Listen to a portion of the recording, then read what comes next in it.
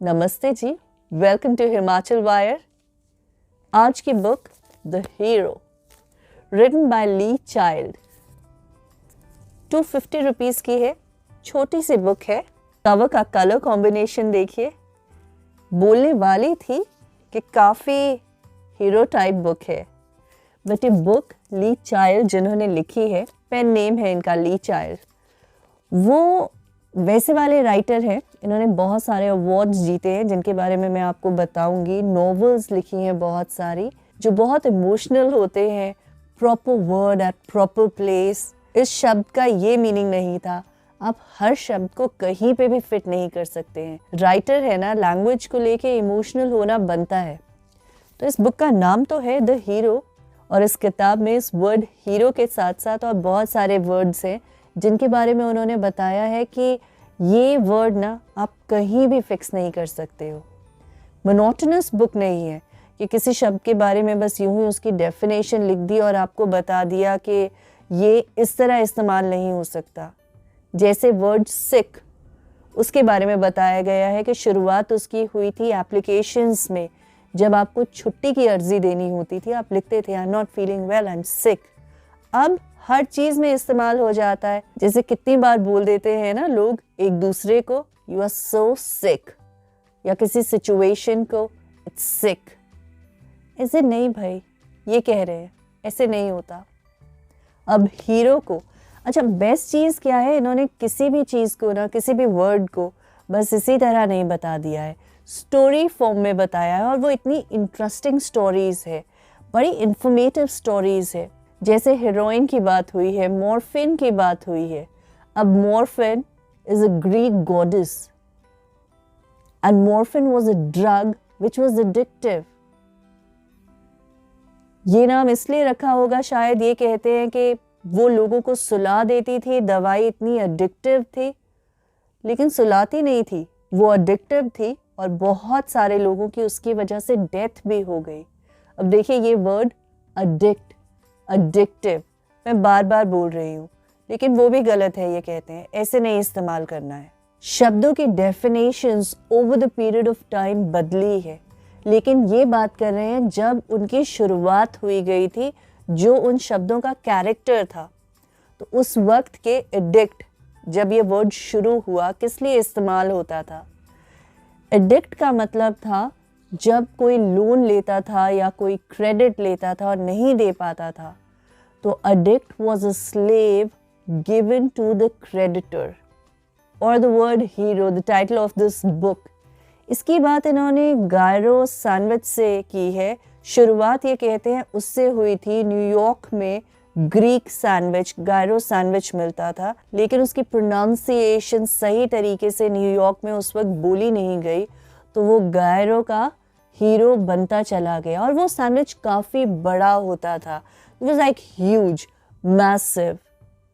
हम भी हीरो को इसी कॉन्टेक्स्ट में इस्तेमाल करते हैं ना, किसी का पर्सोना ह्यूज है, किसी ने कोई ऐसा काम किया है जो बहुत बड़ा है, वो हीरो है।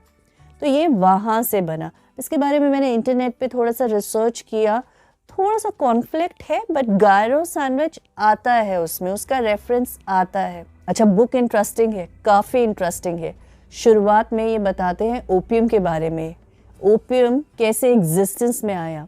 तो ये कहते हैं कि जब आइस एज रिट्रीट हो रही थी तो पॉपी अपने आप पनपने लगी थी और उसको फिर आगे लगाया भी गया, तो स्टोन एज के फार्मर्स भी उसको उगाने में इंटरेस्टेड थे। उसकी कैसे एवोल्यूशन कैसे हुआ, ओपियम से मॉर्फिन और काफ़ी सारी दवाइयाँ जो बनी हैं, किस तरीके से, वो भी इन्होंने बताया है इसमें। तभी मैं कह रही हूँ कि बुक इंटरेस्टिंग है। जो वर्ड्स बताए गए हैं वो आपके दिमाग में बैठ जाएंगे, क्योंकि वो एक स्टोरी फॉर्म में है। ये किताब कहती है कि जो पॉपी है वो 5000 साल पहले मेसोपोटामिया में फार्मर्स ने लगाई, इंटेंशनली डेलिब्रेट एफर्ट पॉपी को लगाने में किया गया। उसको उस वक्त हुल गिल भी कहा जाता था।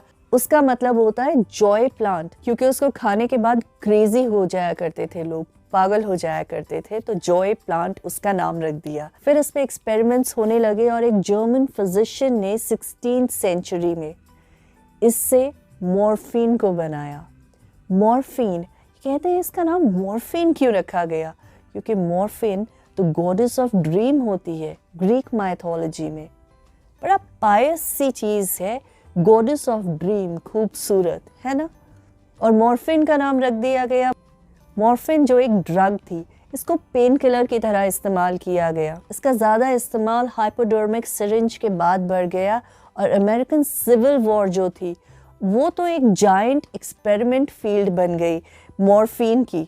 बहुत सारे सोल्जर्स, सैनिकों को लगती थी और उन्हें मॉर्फिन दे दिया जाता था, क्योंकि अब तो सिरिंज भी उपलब्ध था ना, तो मॉर्फिन उन्हें दे दिया जाता था। सोल्जर्स इसे गॉड्स ओन मेडिसिन बोलने लगे थे, क्योंकि फ़र्क तो पड़ता था इससे।